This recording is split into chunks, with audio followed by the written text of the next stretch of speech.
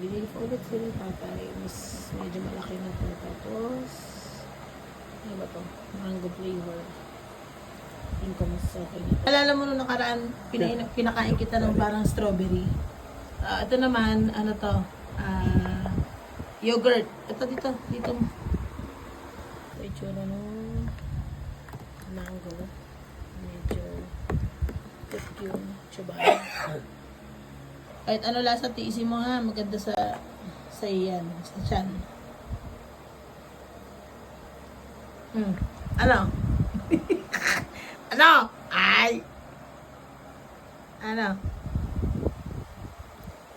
Tiisin mo. Yogurt kasi yan. Sarap, di ba? Wait lang. Andito pala sa ilalim yung ano. Meron nga pala nakalagay pala na yung mango niya nasa bottle. So, ihulagin ko na. Mas okay na ba? Nung hinalo ko yung ano. Mas okay. Mas okay na, no? Nung hinalo ko na.